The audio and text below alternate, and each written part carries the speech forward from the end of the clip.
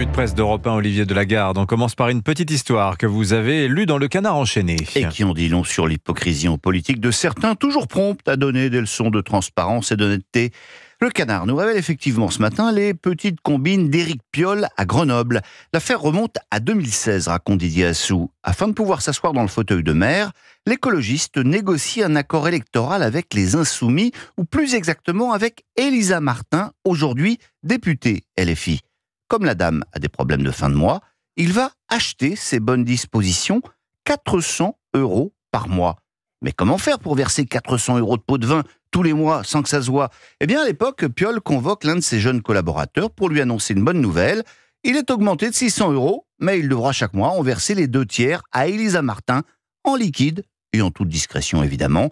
Imparable, pense-t-il, sauf que le collaborateur en question a gardé toutes les preuves et notamment les échanges de textos avec l'élu indélicate, à qui il aura versé en tout 16 800 € en liquide, net d'impôts. En 2019, en pleine campagne électorale, Éric Piolle déclarait solennellement au Dauphiné libéré n'avoir rien à cacher. « Vous pouvez même voir les comptes appartenant à mon épouse », expliquait-il avant de conclure. « Il faut que les Grenoblois aient toutes les clés en main pour faire leur choix. Ça tombe bien, ils votent dimanche. » Alors c'est une élection d'ailleurs pliée d'avance. Ça, c'est l'histoire d'un chef de gouvernement qui supporte mal la contradiction, qui a monopolisé tous les médias de son pays juste avant les élections pour s'assurer une victoire qu'il pensait facile et qui se réveille avec la gueule de bois.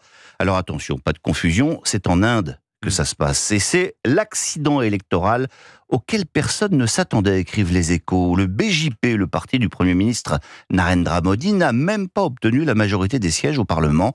Et la déculottée n'est pas mince.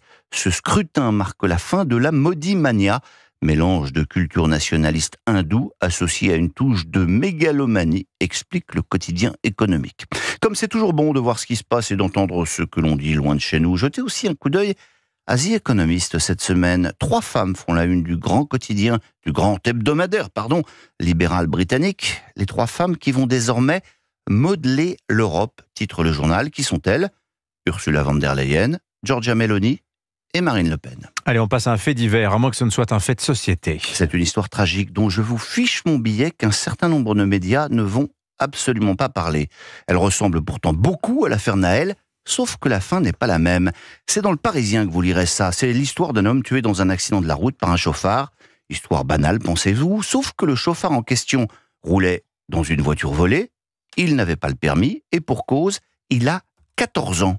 Et déjà un casier judiciaire long comme le bras. Il est 3h du matin dans la nuit de lundi à mardi quand la police lui demande de s'arrêter. Il prend la fuite, poursuite, accident. Un homme qui partait au travail en voiture est mort. L'ado récidiviste, lui, est légèrement blessé. Question. Que se serait-il passé si la police avait tiré avant sur le petit ange, comme disait Mbappé ? À propos de Mbappé, vous lirez ses états d'âme dans l'équipe, pas au sujet de ses tweets sur la mort de Naël, non, au sujet de son année au PSG. Ça a été très dur. J'ai même cru que je ne jouerais pas de la saison, a-t-il déclaré au cours d'une conférence de presse. Rappelons que le kid de Bondy avait un temps été blacklisté par son club.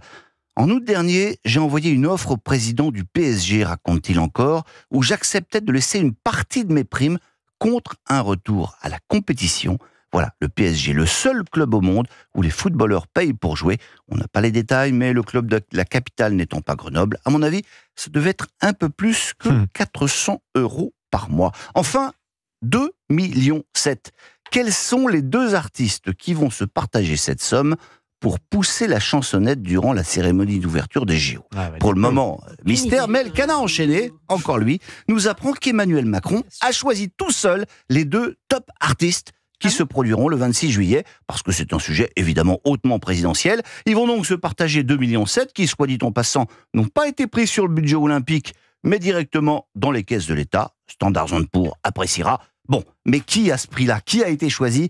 Eh bien, le Canard a une petite idée, écoutez. Avec les fonds secrets de l'Élysée, pardonnez-moi, c'est quand même surprenant. Oui, mais ça serait son grand retour après des années de maladie. Oui. J'ai pas dit les fonds secrets, j'ai dit les caisses de l'État. Et la seconde, ce serait quoi ? Ce serait donc Aya Nakamura. 2,7 millions.